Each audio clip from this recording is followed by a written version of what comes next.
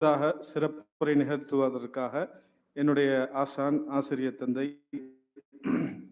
Jamia Uswathul ஹசனா Arabic கல்லூரியின் முதல்வர் கரூர் அரசு காஜி எங்களுடைய ஹதரத் கிபிலா அவர்கள் தற்பொழுது தங்களுக்கு முன்பாக சிறப்புரை நிகழ்த்துவார்கள்.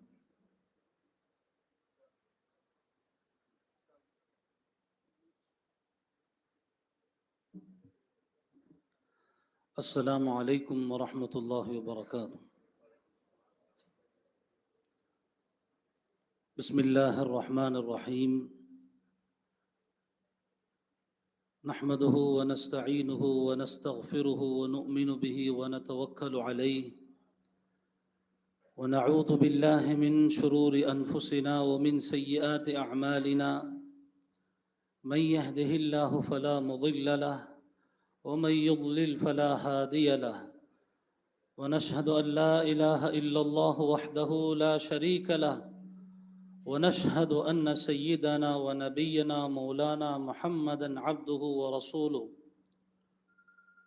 صلى الله عليه وعلى آله وأصحابه وسلم تسليما كثيرا كثيرا.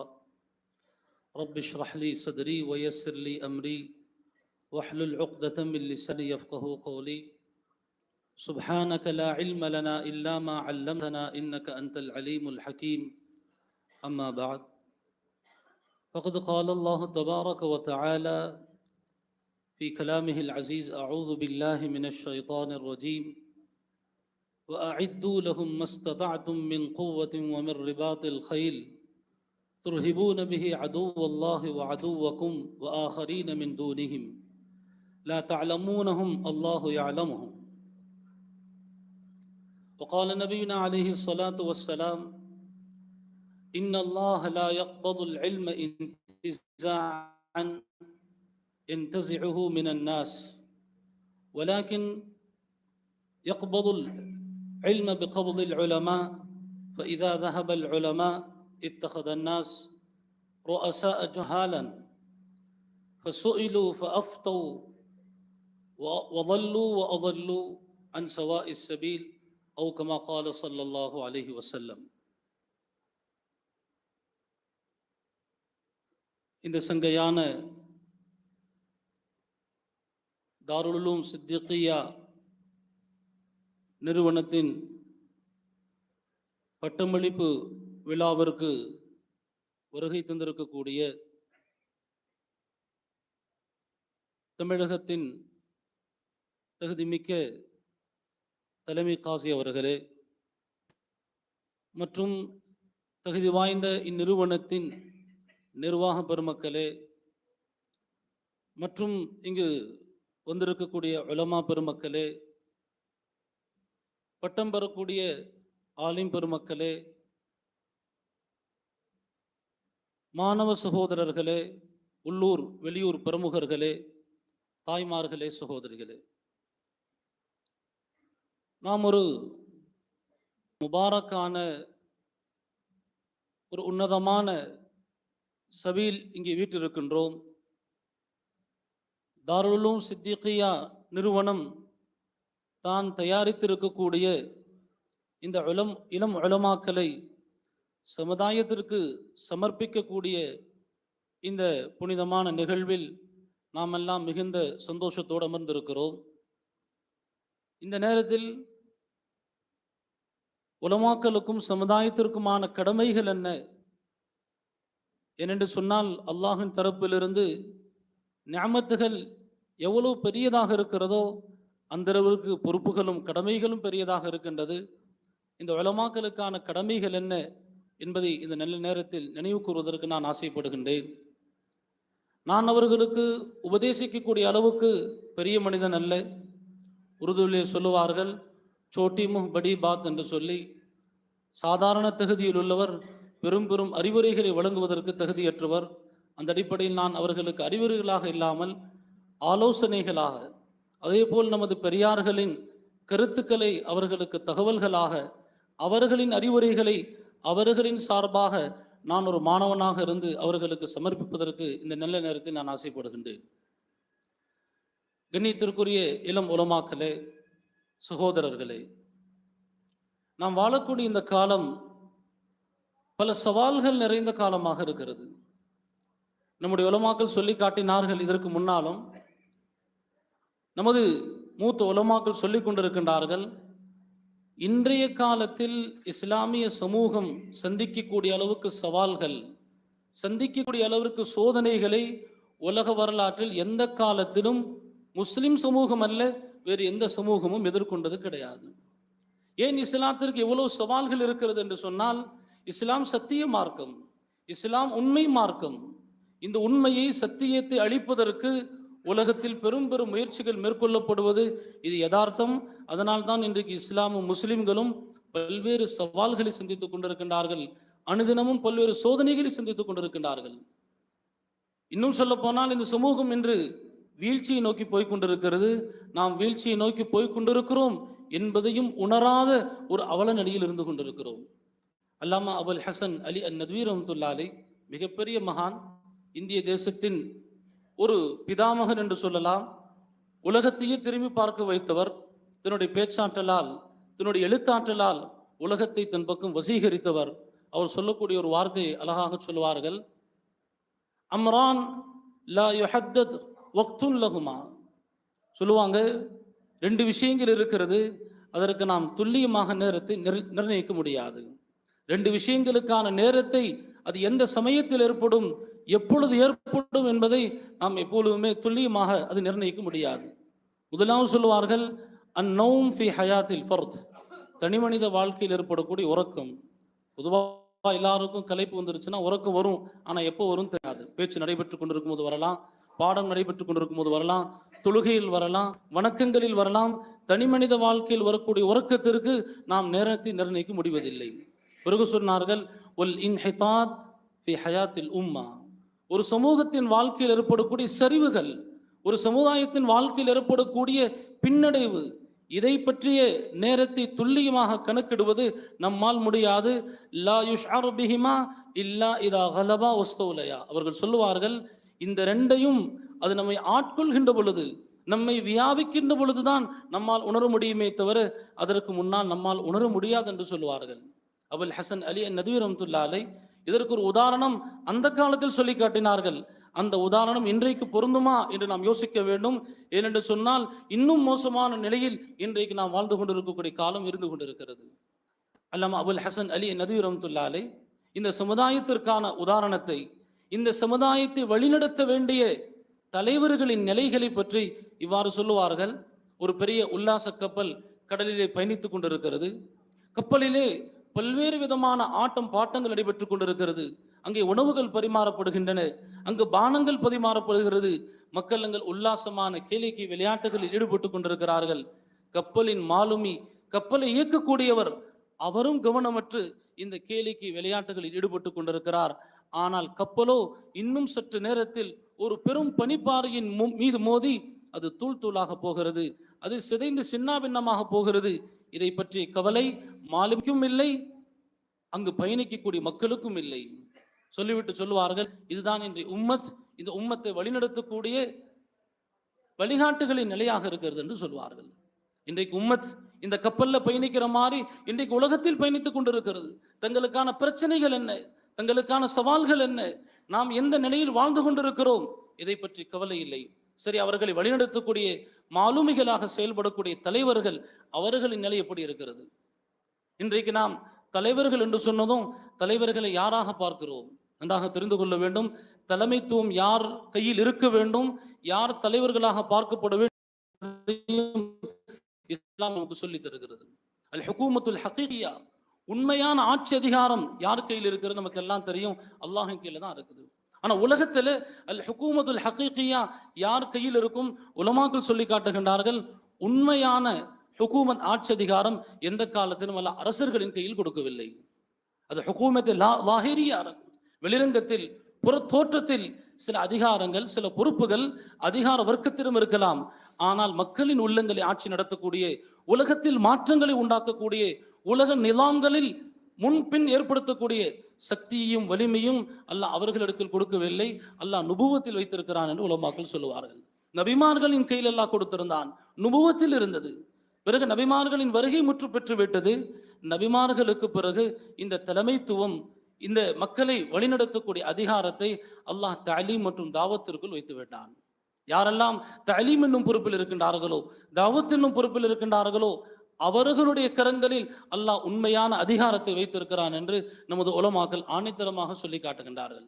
கண்ணியத்திற்குரிய உலமா பெருமக்களே, வந்திருக்கக்கூடிய சமுதாய பெருமகர்களே, நாம் எல்லாம் கவனிக்க வேண்டும். இந்த ரெண்டு பொறுப்பையும் ஆற்றுவதற்கு தகுதியானவர்கள் யார் என்று சொன்னால் அது உலமாக்களாக இருக்கின்றார்கள். எந்த காலத்தில் தலைமைத்துவம் இந்த பொறுப்பில் உள்ளவர்களின் கையில் இருக்குமோ அன்றைய காலம் முஸ்லிம்களின் எழுச்சி காலமாக இருக்கும். இது இஸ்லாமியர்களுக்கு மட்டுமல்ல, எல்லா சமுதாயங்களுக்கும் பொருந்தும். ஆனால் இஸ்லாமியர்களுக்கு இந்த உதாரணம் மிக பொருத்தமாக தெளிவாக பொருந்தும் என்று உலமாக்கள் சொல்லுகின்றார்கள். கண்ணியத்திற்குரியவர்களே, பெருமானார் ஸல்லல்லாஹு அலைஹி வஸல்லம் அவர்களுடைய முஅஜிஸாவின் சின்னங்களாக விளங்கிய அகீதாவிலும், ஈமானிலும், தஸ்கியாவிலும், தர்பியாவிலும், அமாலிலும், அஹ்லாக்கிலும் பரிபூர்ண பண்புகளை பெற்றிருந்து சஹாக்களின் கரங்கள், அவர்களின் கரங்களில் எந்த காலத்தில் அல்லாஹ் தலைமைத்துவத்தை கொடுத்தானோ அந்த காலத்தில் இஸ்லாம் எழுச்சியில் இருந்தது. எந்த காலத்தில் அவர்களின் கரங்களை விட்டும் தலைமைத்துவம் பறிக்கப்பட்டதோ அன்றைக்கு இஸ்லாம் வீழ்ச்சி காலத்திற்குள் சென்று விட்டது. அதைத்தான் அந்த ஹதீஸில் நாம் குறிப்பிட்டோம். இன்னல்லாஹ் லா யக்பதுல் இல்ம் இன்திஸாஅன் இன்தஸஹு மினன் நாஸ். இந்த உலகத்திலிருந்து அல்லாஹ் இல்மை உடனடியாக கைப்பற்றுவது கிடையாது. உலகத்திலிருந்து அல்லாஹ் இல்மை கைப்பற்றுவதற்கான வழியாக என்ன வைத்திருக்கின்றான்? இங்கு சத்திய உலமாக்கள் வாழ்ந்து கொண்டிருக்கும் காலமெல்லாம், சத்திய உலமாக்கள் தங்களின் பொறுப்புகளை புரிந்து பணியாற்றி கொண்டிருக்கும் காலமெல்லாம் அல்லாஹ் இல்மை பாதுகாத்துக் கொண்டிருப்பான். அவர்கள் தங்களின் பொறுப்புகளை மறந்து விட்டாலோ அல்லது அவர்கள் இந்த உலகத்தை விட்டு பிரிந்து சென்று விட்டாலோ மக்கள் தகுதியற்றவர்களை தங்களின் தலைவர்களாக ஆக்குவார்கள். அப்படி தகுதியற்றவர்கள் தலைவர்களாக ஆக்கப்பட்டால் அவர்களிடம் மார்க்க விளக்கங்கள் கேட்கப்படும். மார்க்க விளக்கங்களுக்கு தவறான விளக்க உரைகள் வழங்குவார்கள், அவர்களும் வெளியிடுவார்கள், மக்களையும் வெளியிடுப்பார்கள் என்று அந்த ஹதீஸில் பெருமானார் ஸல்லல்லாஹு அலைஹி வஸல்லம் அவர்கள் குறிப்பிட்டு காட்டுகிறார்கள். அல்லாமா அபுல் ஹசன் அலி நதவி ரஹ்மத்துல்லாஹி அலைஹி ஷுரூத் ஸியாமத்தில் இஸ்லாமியா, இஸ்லாமிய தலைமைத்துவத்திற்கான அடிப்படை பண்புகள் என, ஒரு தலைமைத்துவத்தில் இருக்க வேண்டியவர் தன்னிடத்தில் கொண்டிருக்க வேண்டிய அடிப்படைகள் என்ன என்பதை சொல்லி காட்டுகின்றார்கள். அவர்கள் சொல்லுவார்கள், ஒரு தலைமைத்துவத்திற்கு ஏராளமான பண்புகள் அவசியமாக இருக்கிறது. லீடர்ஷிப் குவாலிட்டி என்று சொல்லி இன்னைக்கு சைக்கலாஜிக்கல் வகுப்புகள் எடுக்கிறாங்க, மோட்டிவேஷன் வகுப்புகள் எடுக்கிறாங்க. இன்றைக்கு மக்கள் அதை விருப்பத்தோடு பார்த்து கொண்டிருக்கிறார்கள். ஆனால் நமது குர்ஆனிலே, நமது ஹதீஸிலே அதைவிட சிறந்த அடிப்படைகள் சொல்லித் தரப்பட்டிருக்கிறது. அதை இன்று எடுத்து சொல்வதற்கும் யாரும் தெரியவில்லையா அல்லது எடுத்து சொல்வதற்கு தயாராக இல்லையா என்று தெரியவில்லை. மக்கள் அதை அறிவதற்கும் தயாராக இல்லை. இன்றைக்கு எல்லா துறைகளும் எடுத்துக்கொள்ளலாம். எனக்கு முன்னால் பேசிய அறிஞர் பெருமக்கள் கூட குறிப்பிட்டார்கள், இன்றைக்கு நம்ம இடத்துல தாழ்வு மனப்பான் உருவாகிவிட்டது, இன்ஃபீரியாரிட்டி காம்ப்ளெக்ஸ். நாமெல்லாம் நம்மிடத்தில் எதுவும் இல்லை என்று நினைத்துக் கொண்டிருக்கிறோம். நம்ம இடத்துல சுப்பீரியாரிட்டி உருவாக வேண்டும். நாமெல்லாம் பெருமிதத்திற்குரிய மக்கள், உயர்ந்த சமுதாயத்தை சார்ந்த மக்கள். நம்ம இடத்துல உயர்ந்த தகவல் இருக்கிறது. உலகத்தில் எந்த சமுதாயத்திடத்திலும் தம் சமுதாயத்திற்கான இலக்குகளோ நோக்கங்களோ நாங்கள் எதற்காக இந்த உலகத்தில் வாழ்ந்து கொண்டிருக்கிறோம் என்பதற்கான எந்த அடிப்படைகளும் இல்லை. ஆனால் நம்மிடத்திலே அத்தனைக்குமான அடிப்படைகள் இருக்கிறது. அல்லாமா அபுல் ஹசன் நதவி ரஹ்மத்துல்லாஹி அலைஹி சொல்றாங்க, தலைமைத்துவ தன்மைக்கு, லீடர்ஷிப் குவாலிட்டிக்கு ஏராளமான விஷயங்கள் தேவைப்படுகிறது. ஆனா எல்லாத்தையும் நாம் பட்டியலிடுவதற்கு பதிலாகன்னு சொல்லி ஹதரத் சொல்றாங்க ரெண்டே ரெண்டு பண்புகள், ரெண்டு வார்த்தைகளை நான் சொல்லுகிறேன். அவங்க சொல்லுவாங்க, கலிமத்தானி ஹஃபீஃபத்தானி பஸீத்தத்தான் வலக்கின்னஹுமா கலிமத்தான் ஜாமிஅத்தானி ஆமிரத்தான். சொல்லுவாங்க, ரெண்டு வார்த்தைகள், எளிமையான சாதாரணமான ரெண்டு வார்த்தைகள்.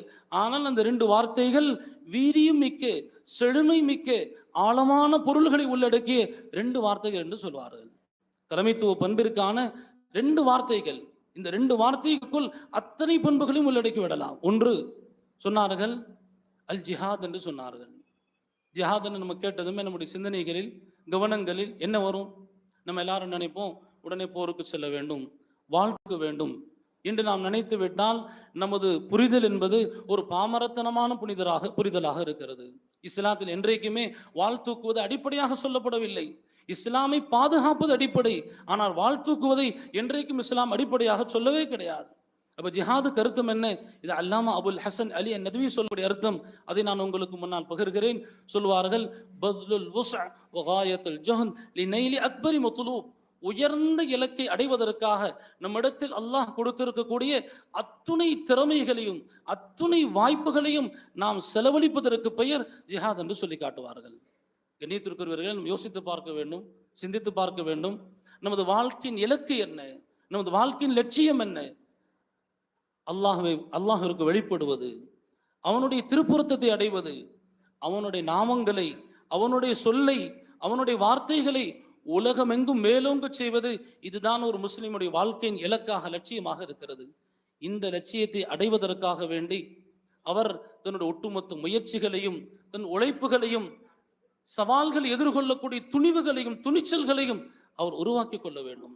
அல்லாஹ்விற்கு எதிராக வரக்கூடிய எத்தனை பிரச்சனைகளாக இருந்தாலும், எத்தனை சவால்களாக இருந்தாலும், சுயநலங்களாக இருந்தாலும், உலக அதிகாரங்களாக இருந்தாலும், செல்வங்களாக இருந்தாலும், அதையெல்லாம் எதிர்க்கக்கூடிய ஆற்றலை தன்னிடத்தில் உருவாக்கி கொள்ளக்கூடிய பண்பிற்கு பெயர் தான் ஜிஹாத் என்று அல்லாமா அபுல் ஹசன் அலி நதவி ரஹ்மத்துல்லாஹி அலைஹி குறிப்பிடுகின்றார்கள். இந்த நேரத்தில் நான் ஏதோ தகவல்களாக சொல்லிக் கொண்டு போவதை விரும்பவில்லை. உங்களுடைய கவனங்களை நான் இதன் பக்கம் திருப்ப விரும்புகின்றேன். எதுவுமே நான் சொல்லக்கூடிய வார்த்தைகள் அல்ல. இதுவெல்லாம் நமது பெரியார்கள் நமக்காக முற்காலத்திலேயே சொல்லிவிட்டு சென்றிருக்கக்கூடிய அற்புதமான கருத்துக்களாக இருக்கிறது. அவர்கள் சொல்லியிருக்கக்கூடிய கருத்துக்களுக்கு நான் சில வரலாற்று மேற்கோள்களை உங்களுக்கு முன்னால் சொல்லிக்கொள்ள விரும்புகிறேன். ஒரு ஆலிம் ஜிஹாதுங்கிற இந்த பண்பை எப்படி பெற்றிருக்க வேண்டும், எப்படி துணிச்சலாக அசத்தியங்களை எதிர்கொள்ள வேண்டும், அதற்கான சில உதாரணங்களை நான் சொல்ல விரும்புகின்றேன். கண்ணியத்திற்குரியவர்களே, பெருமானார் ஸல்லல்லாஹு அலைஹி வஸல்லம் அவர்களுடைய காலத்திற்கு பிறகு மர்வான் இப்னு அல்-ஹக்கமுடைய ஆட்சி காலம் நடைபெற்று கொண்டிருக்கிறது. அந்த நேரத்தில் அரசியல் ரீதியான சில தேவைகளுக்காக வேண்டி சுன்னத்துகளில் மாற்றங்களை செய்கிறார். மர்வான் இப்னு அல்-ஹக்கம் சில அரசியல் தேவைகளுக்காக வேண்டி சுன்னத்திலே சில மாற்றங்களை செய்கிறார். அந்த மாற்றங்களில் ஒரு மாற்றம் என்னவென்றால், ஈதுடைய தொழுகைகளில் ஹுதுபா ஈது தொழுகைக்கு பிறகு தரப்படும். ஆனால் ஈது தொழுகையில் வரக்கூடிய மக்கள் தொழுதவுடன் அமீருடைய, சுல்தானுடைய, ஆட்சியாளருடைய ஹுத்துபாவை கேட்காமல், பிரசங்கத்தை கேட்காமல் திரும்பி சென்று விடுகிறார்கள் என்பதற்காக வேண்டி அவர் ஈது தொழுகைக்கு முன்பாக ஹுத்துபாவை கொடுத்தார். இது மார்க்க ரீதியாக தவறானது, சுன்னத்திற்கு எதிரானது. இதை துணிச்சலா சொல்லணும். இருக்கக்கூடிய ஆட்சியாளர் பயப்படக்கூடாது. அந்த நேரத்தில் இது எதிர்க்கக்கூடிய துணிவு வேண்டும், இது எதிர்க்கக்கூடிய துணிச்சல் வேண்டும். அபூ சயீத் அல் குத்ரி ரலியல்லாஹு அன்ஹு என்னும் சஹாபி எழுந்து நின்றார்கள். மர்வானை கையை நீட்டி மிரட்டி சொன்னார்கள். ரிவாயத்துகளில் வருகிறது, அவர் போட்டிருந்த சட்டையை பிடித்து ஒலிக்க சொன்னார்கள். நீ செய்வது சுன்னத்திற்கு மாற்றமாக இருக்கிறது. நான் சம்பவத்திற்கு செல்ல விரும்பவில்லை. சம்பவத்தை மேற்கோள் காட்டி ஒரு கருத்தியலை நான் புரிய வைக்க விரும்புகின்றேன்.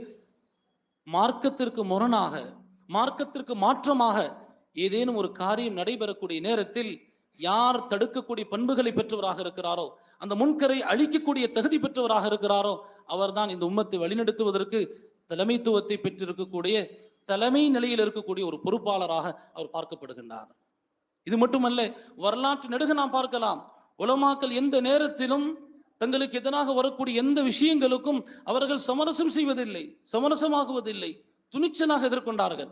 எங்களுடைய ஹஜரத் அவர்கள் அடிக்கடி அவர்களுக்கு நெருக்கடிகள் வரக்கூடிய நேரங்களில் தளரவே மாட்டாங்க. சில நேரங்களில் வார்த்தைகள் சொல்லுவாங்க, மாணவர்களாக எங்களின் உள்ளங்கள் பதிந்து விட்டது, அது எங்களின் வாழ்க்கைக்கு வழிகாட்டுதலாக இருக்கிறது. அவர்களிடத்தில் நாங்கள் பெரும் பெரும் சொற்பொழிவுகளை கேட்கவில்லை, சொல்லக்கூடிய 2 வார்த்தைகளில் ஒரு பெரும் கருத்தியலை மிக அமைதியாக பதிய வைத்து விடுவார்கள். ஒரு ஃபோனில் பேசுகிறாங்க, யாரோ ஒருத்தர் அழுத்தம் கொடுக்குறாரு, அதில் சொல்கிறாங்க, ஹம் தபானே சே தபனே வாலே நஹீ, டரானே சே டர்னே வாலே நஹீ. நீங்கள் அடக்குவதற்காக நாங்கள் அடங்கிவிடக்கூடியவர்கள் அல்ல, நீங்கள் மிரட்டுவதற்காக நாங்கள் பயந்து போய்விடக்கூடியவர்கள் அல்ல. இதன் மூலம் படிக்கக்கூடிய எல்லா மாணவர்கள் ஆலிம்களுக்கு ஒரு கருத்தியலை புரிய வைக்க வருகின்றார்கள்.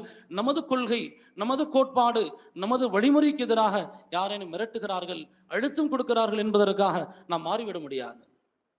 நம்முடைய உலமாக்கல்ல சுல்தானுல் உலமா, உலமாக்களில் மன்னர் என்று சொல்லப்படக்கூடிய நிலையில இஸ்ஸுத்தீன் அப்துல் அசீஸ் இப்னு அப்துல் சலாம் ஒரு பெரிய மகான் இருந்தாங்க. திமிஷ்க் நகரத்தில் இருந்தாங்க.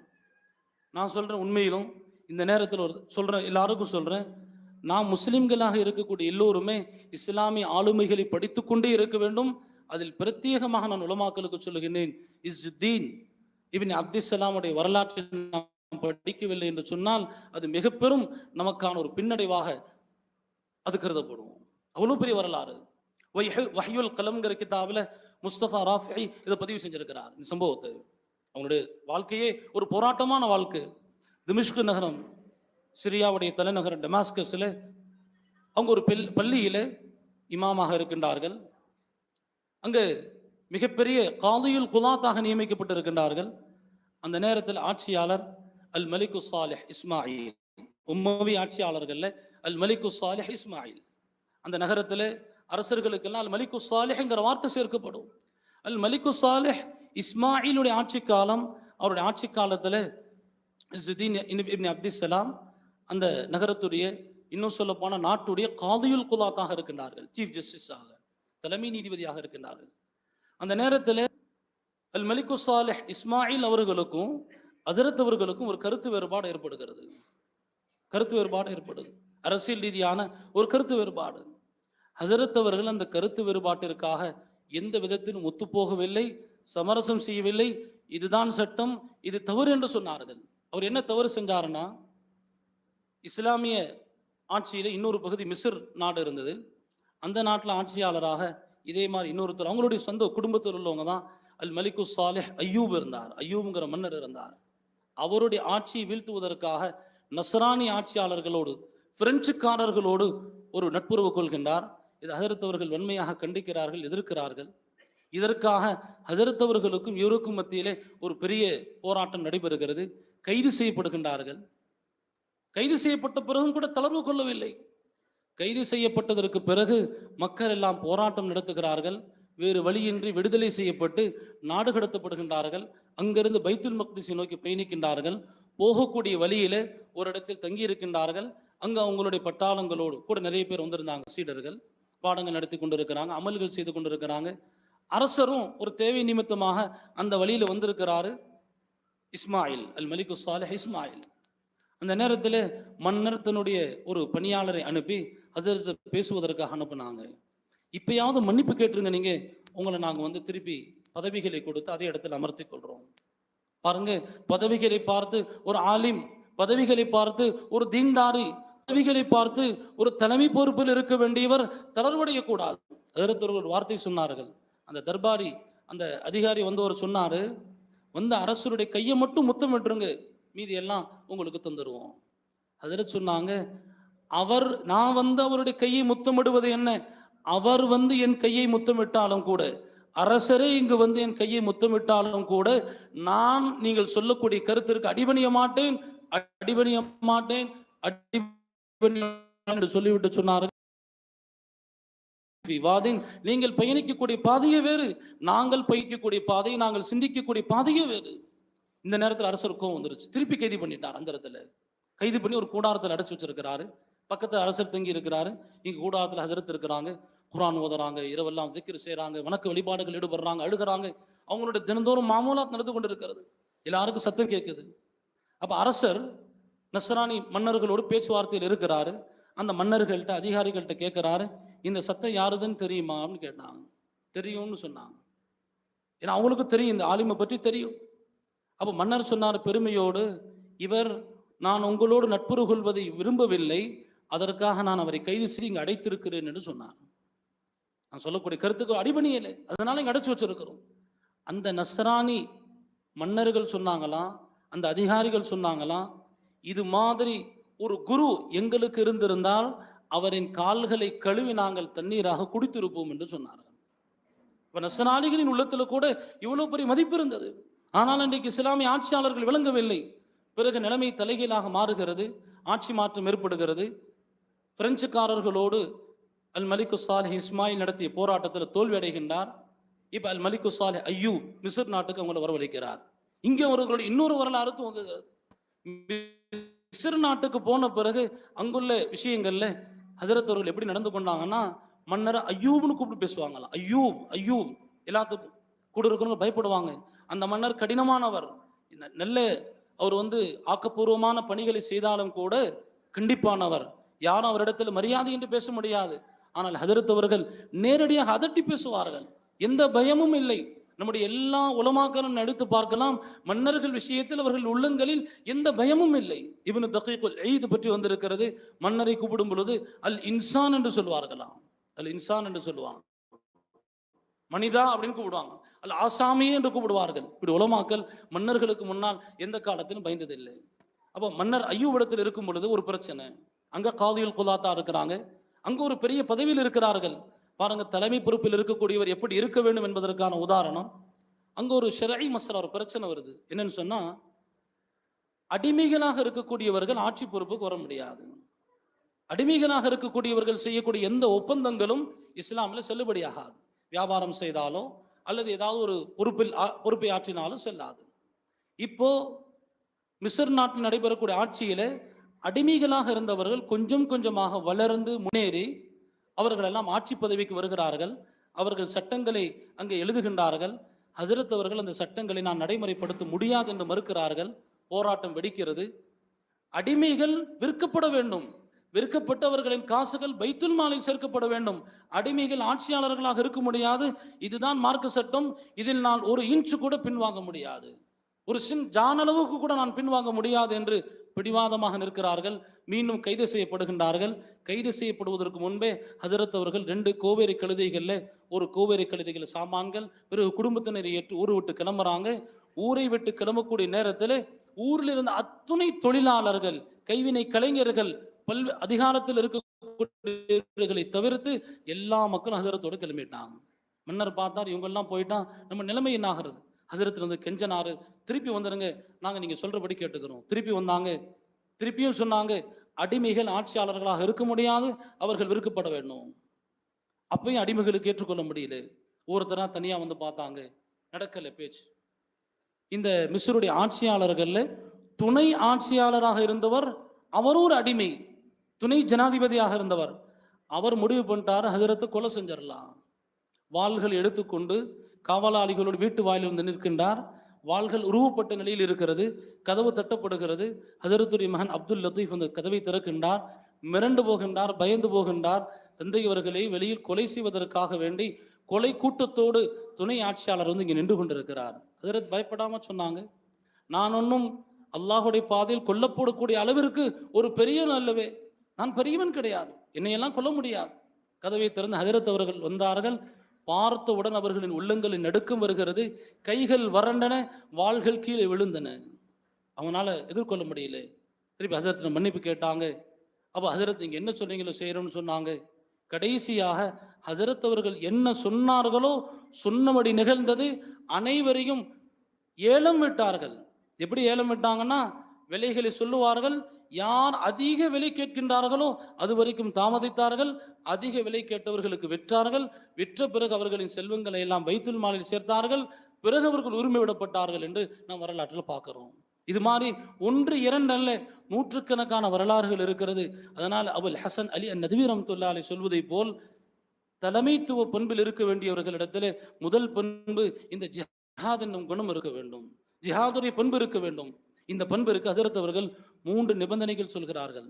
இந்த 3 நிபந்தனைகளை நாம் உள்வாங்கினால்தான், நம்மிடத்தில் நாம் பெற்றுக்கொண்டால்தான் நாம் இந்த பண்பை பெற்றுக்கொண்டவர்களாக இருக்க முடியும். அதில் முதலாவது சொல்றாங்க, ஐ யகூன் ஆரிஃபன் பில் இஸ்லாமி மஅரிஃபதன் ஸஹீஹதன். சொல்றாங்க, இந்த பண்பை பெற வேண்டியவர்கிட்ட இருக்க வேண்டிய முதல் பண்பு என்னவென்று சொன்னால், இஸ்லாம் பற்றி ஆழமான தெளிவான அறிவு இருக்க வேண்டும். எனக்கு முன்னால் பேசிய ஹாஜி ஜியாவுதீன் சாப் அவர்கள் குறிப்பிட்டார்கள், பல அறிஞர்கள் குறிப்பிட்டார்கள், நம்மிடத்திலே தெளிவான இல்ம் இல்லை என்று சொன்னால் நாம் எந்த காலத்திலும் எதிர்ப்புகளை, சவால்களை சமாளிக்க முடியாது, நாம் அசத்தியத்தை எதிர்கொள்ள முடியாது. அதனால முதலாவது நம்மிடத்தில் இருக்க வேண்டிய தகுதி ஐ யஅரிஃபல் இஸ்லாம் மஅரிஃபத்தன் ஸஹீஹா. இரண்டாவது சொன்னாங்க, ஐ யகூன் ஐ யஅரிஃப் அல் குஃப்ர வல் ஜாஹிலிய்யா மஅரிஃபத்தன் தகீகத்தன். எல்லாம் தெரிந்து கொள்ள வேண்டும். நாம் இஸ்லாம் மட்டும் படிக்க கடமைப்பட்டவர்கள் அல்ல, குஃப்ருடைய வழிமுறைகள் என்ன, ஜாஹிலியத்துடைய வழிமுறைகளை என்ன, இவைகளையும் படித்து வைத்திருக்க வேண்டும். இன்னைக்கு உலகியல் நடைமுறைகள் என்ன, இதையும் தெரிந்து வைத்திருக்க வேண்டும். இமாம் முஹம்மது ரஹிமஹுல்லா தினந்தோறும் கடைவீதிக்கு போவாங்களாம். என்ன நீங்க போய் கடைவீதிக்கு போறீங்களே, ஏன்னா அவங்களுக்கு தூங்குறக்கே நேரம் இல்லை, இல்முக்காக தன்னை அர்ப்பணித்தவர்கள் கடைவீதிக்கு போறீங்களே. இமாம் முஹம்மது ரஹ்மத்துல்லாஹி அலைஹி சொல்லுவார்கள், நான் கடைவீதிக்கு சென்றால்தான் அங்கு பொருளாதார நிலைகள் என்ன, அரசியல் நிலைகள் என்ன, என்ன மாற்றங்கள் ஏற்பட்டு கொண்டிருக்கிறது என்பதை தெரிந்து அதற்கேற்ப நான் மார்க்க வழிமுறைகளை மக்களுக்கு சொல்லி என்னால் வழிநடத்த முடியும் என்று இமாம் முஹம்மது ரஹ்மத்துல்லாஹி அலைஹி குறிப்பிடுவாங்க. ஹஜ்ரத் உமர் ரலியல்லாஹு அன்ஹு சொல்லுவாங்க, இன்னமா யன்குதுல் இஸ்லாம் உர்வதன் உர்வதன் மன் நஷஅ ஃபில் இஸ்லாம் வலம் யஅரிஃபில் ஜாஹிலியா. இஸ்லாமை அணுவணுவாக அழிக்கக்கூடியவர்கள் யாரு தெரியுமா? இஸ்லாமை கொஞ்சம் கொஞ்சமாக சன்னம் சன்னமாக அழிக்கக்கூடியவர்கள் யாரு தெரியுமா? இஸ்லாமில் வளர்ந்தும் அறியாமையை பற்றி, ஜாஹிலியத்தை பற்றி, இஸ்லாமிற்கு எதிரான விஷயங்களை பற்றி அறியாமல் இருக்கின்றாரே, இவர்தான் இஸ்லாமிற்கான அழிவு என்று குறிப்பிட்டிருக்கின்றார்கள். மூன்றாவது பண்பு, நேரம் சுருக்கமாக இருக்கிறது. மூன்றாவது பண்பு ஹஜ்ரத் அவர்கள் சொன்னார்கள், அன் யகூன இஸ்திஅதாதுஹு காமிலன். அவருடைய திறமைகள் பரிபூர்ணமாக இருக்க வேண்டும். திறமைகளில் தடுமாற்றம் இருக்கக்கூடாது. எதை படித்தாலும் ஊன்றி படிக்க வேண்டும், ஆழ படிக்க வேண்டும். அபுல் ஹசன் அலி நதவி ரஹ்மத்துல்லாஹி அலைஹி சொல்வார்கள், நம்மிடத்தில் இருக்க வேண்டிய திறமை எப்படிப்பட்டதாக இருக்க வேண்டும் என்று சொன்னால், இரும்பை விட வலிமை மிக்க ஆயுதங்களை கொண்டு எதிர்க்கக்கூடிய ஆற்றல் இருக்க வேண்டும். காற்றை புயலை கொண்டு எதிர்க்கக்கூடிய ஆற்றல் இருக்க வேண்டும். குஃபர் மற்றும் ஜாஹிலியத்தை வலிமை மிக்க நம்முடைய அத்தனை திறமைகளையும் பயன்படுத்தி எதிர்க்க வேண்டும் என்று சொல்லிவிட்டு இந்த ஆயத்தை தான் குறிப்பிடுவார்கள், வஅஇத்து லஹும் மஸ்ததஅதும் மின் குவ்வா. உங்களால் முடிந்த அத்துணை ஆற்றல்களையும் எதிரிகளை, அசத்தியத்தை எதிர்ப்பதற்காக நீங்கள் தயாரித்துக் கொள்ளுங்கள் என்று சொல்லுவார்கள். கண்ணியத்திற்குரிய இளம் உலமாக்களே, நம்மிடத்தில் உருவாக்க வேண்டிய இரண்டாவது பண்பு, தலைமைத்துவத்திற்கான இரண்டாவது பண்பு சொல்வார்கள் அல் இஜ்திஹாத். இஜ்திஹாத் என்று சொன்னால் என்ன அர்த்தம்னா, இஜ்திஹாதுக்கான பொருள் என்னவென்று சொன்னால், மார்க்கத்திற்கு எதிரான எத்தனை சவால்களோ கேள்விகளோ, மார்க்க விளக்கங்களை பற்றி கேள்விகளோ நமக்கு முன் வந்தாலும் அந்த எல்லா கேள்விகளுக்கும் விடையளிக்க தகுதி பெறக்கூடிய கல்வியை நாம் பெற்றுக்கொள்ள வேண்டும். ஆழமான கல்வியை பெற்றுக்கொள்ள வேண்டும், மேம்போக்கான கல்வி அல்ல. ஹாஜி சியாவுத்தீன் சாப் அவர்கள் குறிப்பிட்டதை போல் நவீன மசாயில்களை பற்றி அறிவுகள் இன்றைக்கு நமக்கு தேவை இருக்கிறது. இன்றைக்கு செயற்கை நுண்ணறிவின் காலத்தில் நாம் வாழ்ந்து கொண்டிருக்கிறோம்.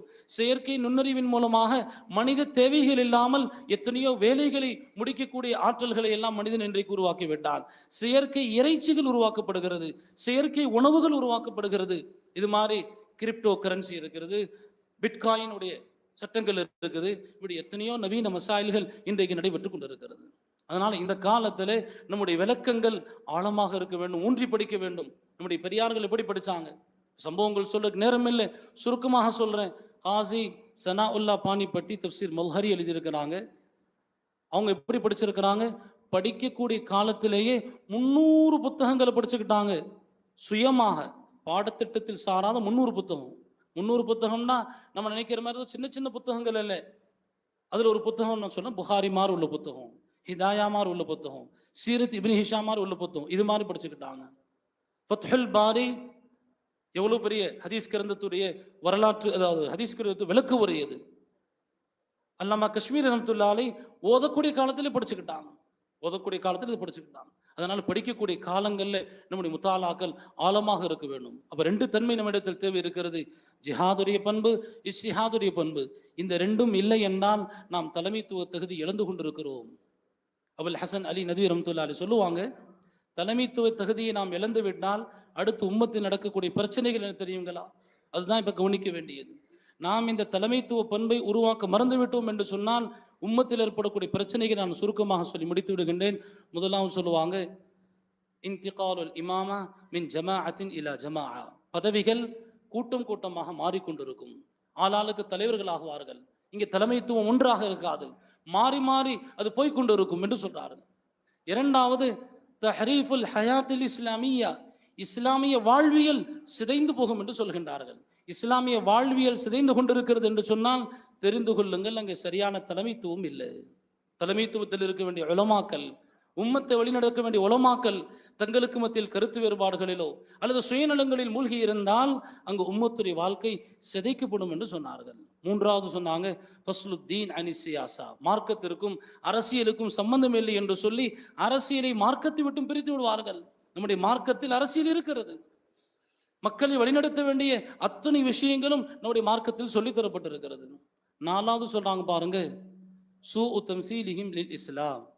இஸ்லாம் பற்றிய ஒரு ஃபால்ஸ் டெமான்ஸ்ட்ரேஷன் ஏற்படும். இஸ்லாமை ஒரு தவறான வழிமுறையில் முன்வைக்கப்படும், இஸ்லாம் தவறான பிம்பத்தில் காட்டப்படும், இஸ்லாம் தவறான காட்சியாக காட்சியளிக்க வைக்கப்படும். அந்த மாதிரி ஒரு அவல நிலை உம்மத்தில் ஏற்படும். எப்போ தலைமைத்துவம் சரியாக இல்லை என்றால் எதையோ காமிச்சு இதுதான் இஸ்லாம் புரிய வச்சிருவாங்க. இன்றைக்கு பாருங்க, மக்கள் நினைத்து கொண்டிருக்கிறார்கள் தீவிரவாதம் தான் இஸ்லாம் நினைக்கிறாங்க. அப்படின்னா தலைமைத்துவத்தில் உள்ளவர்கள் அஞ்ச வேண்டும். நம்முடைய தலைமைத்துவம் சீராக இல்லாதனால் மக்கள் நினைத்து கொண்டிருக்கிறார்கள் இஸ்லாம் என்றால் தீவிரவாதம் என்று நினைத்து கொண்டிருக்கிறார்கள். சில மக்கள் நினைக்கின்றார்கள் இஸ்லாம்ல இதெல்லாம் இல்லைன்னு நினைக்கிறாங்க. எத்தனையோ விஷயங்கள். எக்கனாமிக்ஸ் இங்க இஸ்லாம்ல இருக்குதா? காமர்ஸ் இங்க இஸ்லாம்ல இருக்குதா? ஜுவாலஜி இங்க இஸ்லாம்ல இருக்குதா? சயின்ஸ் இங்க இஸ்லாம்ல இருக்குதா? இஸ்லாம் அத்தனையும் ஒரு கோட்ல சொல்லி முடிச்சிருச்சு. ஒரு கோட்ல சொல்லி முடிச்சிருச்சு. இதை நம்ம சொல்லி தரவில்லை என்று சொன்னால் இன்றைக்கு இஸ்லாம் தவறான ஒரு பிம்பமாக காட்சியளிக்கும். அதற்கு நாம காரணமாயிரும். கடைசியாக சொன்னார்கள், லுஹூரு ضலாலா வல் பிதஅ, தலைமைத்துவம் சீராக இல்லை என்றால் உம்மத்தில் வழிகேடுகள் அதிகமாகும், பிதஅத்துகள் பரவும். தலைமைத்துவம் சீராக இருந்தால் இவைகள் உம்மத்தில் இல்லாமல் போகும். அதனால பாருங்க, சவால்கள் நிறைந்த இந்த காலத்தில் நான் இந்த உலமாக்கள் இடத்திலும் இங்கு சமுதாய பொறுப்பாளர்கள், பிரமுகர்கள், புரவலர்கள் பலரும் வந்திருக்கிறார்கள். நம்ம எல்லோருமே சமுதாயத்திற்கு தேவையானவர்கள். சமுதாயத்தில் அல்லாஹ் நமக்கு பல பொறுப்புகளை வைத்திருக்கிறான். அந்த விதத்திலே நாம் சிந்திக்க வேண்டும். குறிப்பாக மதரசாக்களில் உருவாகக்கூடிய உலமாக்கள் அவங்க என்னென்ன பண்புகளை பெற்றிருக்க வேண்டும். ஹஜ்ரத் எனக்கு முன்னாடி பேசி ஹஜ்ரத் அவர்கள் குறிப்பிட்டதை போல் வெறும் புத்தகங்களை கரைத்து குடிப்பது அது கல்வி அல்ல. யதார்த்தத்தோடு பிராக்டிக்கலா இன்னைக்கு என்ன நம்முடைய பிரச்சனைகள் இருக்கிறது, அதை எதிர்கொள்ளக்கூடிய அத்துணை திறமைகளையும் மதரசாக்களில் உருவாக்க வேண்டும். அப்படி உருவாக்க முடியுங்களா? எல்லா காலங்களிலும் உருவாக்கப்பட்டு இருக்கிறது. ஒரே ஒரு சின்ன உதாரணம் சொல்லணும் பாருங்க. இன்னைக்கு ஷமாயில் நதுவி அப்படின்ட்டு ஒரு பிரசித்தி பெற்ற ஆலிம் ஆயிட்டார். இன்னும் திருமணம் கூட ஆகலை. அவர் ஒரு டிபேட் பண்ணாரு. ஜாவேத் அக்தர் அப்படிங்கிற உலமாக்களோட குடும்பத்தில் வந்த ஒரு முல்ஹித், இறை மறுப்பாளர், இறைவனை இல்லைன்னு சொல்லக்கூடியவர்.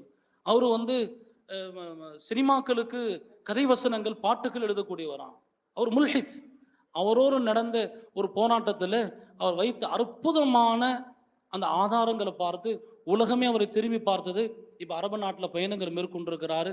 பல்வேறு அரபு மஷாயிகுமார்கள் அவருக்கு வரவேற்பளிக்கிறாங்க. அவர்கிட்ட கேட்குறாங்க, எப்படி இவ்வளோ அழகான அரபி பேசுறீங்களே, நீங்கள் இந்தியாவில் அரபு மொழி உங்களுடைய தாய்மொழி அல்லவே? அவர் சொல்றாரு, எங்களுடைய நதுவத்துல் உலமாவில் அரபிக்கான பயிற்சி அளிக்கப்படுகிறது. அங்கே எல்லோரும் தூய்மையான அரபி பேசுவார்கள் என்று அரபு மொழியில் அவர் சொல்றார். ஆனால் அல்லாஹுடைய கிருபையில இன்றைக்கு நம்முடைய எல்லா மதாரிசுகளிலும் அரபியை மிக முக்கியத்துவத்தோடு படித்து தரப்படுகிறது. இங்கும் தாருல் இஹ்லாஸிலும் அப்படிப்பட்ட ஒரு நிலை இருக்கிறது. அப்போ இன்னும் வீரியமாக படிக்க வேண்டும். இன்னைக்கு உலக அரங்கிலே நமக்கான பல தேவைகள் இருக்கிறது. இன்னொரு தகவல் ஞாபகத்துக்கு வந்துருச்சு, நீ இதை அவசியம் சொல்லி முடிச்சிடுறேன். டாக்டர் ஜாக்கிர் நாக் ஒரு நேரத்தில் சொல்றாரு, நான் எப்படி பிரபலம் அடைஞ்சேன்னு தெரியுமா அப்படின்னு சொல்லி சொல்றாரு. அநேகமா 87கள் இருக்கலாம், அதுக்கு முன்னாடி இருக்கலாம். அமெரிக்காவிலிருந்து ஒரு தகவல் வருது. என்னன்னு சொன்னா, அமெரிக்காவில் ஒரு ஈசாயி டாக்டர் இருக்கிறாரு. அவர் வந்து சவால் விடுறாரு, நஸ்ரானிய கிறிஸ்டியானிட்டி தான் சத்திய மார்க்கம், இஸ்லாம் சத்திய மார்க்கம் இல்லைன்னு சவால் வர்றாரு. அந்த நேரத்தில் இந்தியாவில் ஒரு அழைப்பு தரப்பட்டுச்சான், யாராவது இந்த டாக்டருக்கு பதில் தர்றதுக்கு ஆங்கில புலமை உள்ளவர் வாங்கன்னு அழைப்பு தரப்பட்டுச்சான். யோசித்து பார்க்கணும். அந்த நேரத்தில் ஒரு ஆளும் கூட தயாராகலன்னு அவர் சொல்றாரு. இங்கிலீஷில் அந்த டாக்டருக்கு கிறிஸ்டியானிட்டினா என்ன அப்படின்றத புரிய வைப்பதற்காக வேண்டி அவருக்கு பதில் தருவதற்கு நபர்களே இல்லை. கடைசியில் என்ன அழைக்கப்பட்டுச்சு, நான் போய் அந்த டிபேட்டில் வெற்றி கொண்டேன். அதற்கு பிறகுதான் என்னுடைய இந்த தாவத்துடைய வாழ்க்கை தொடர்ந்தது என்று அவர் குறிப்பிட்டு காட்டுகின்றார். அதனால் பாருங்க, உலமாக்களுக்கு இதுக்கு நிறைய தேவைகள் இருக்கிறது, நிறைய சவால்கள் இருக்கிறது. அதை முன்வைத்தவர்கள் சமுதாயத்தில் காலடி எடுத்து வைக்க வேண்டும் என்று பணிவுடன் கேட்டுக்கொண்டவனாக எனக்கு வாய்ப்பளித்தமைக்கு நன்றி கூறி, நீங்கள் எல்லோரும் நீண்ட நேரம் ஆகியும் பொறுமை காத்ததற்காக நன்றி கூறி, நிர்வாகத்திற்கு வாய்ப்பளித்ததை விட நான் கூடுதல் நேரம் எடுத்துக்கொண்டதற்கு வருத்தம் தெரிவித்து நான் எனது உரையை முடித்துக் கொள்கின்றேன். வாஹிரு தாவானா அனில் ஹம்துலில்லாஹி ரப்பில் ஆலமீன். அஸ்ஸலாமு அலைக்கும் வரஹ்மத்துல்லாஹி வபரகாத்துஹு.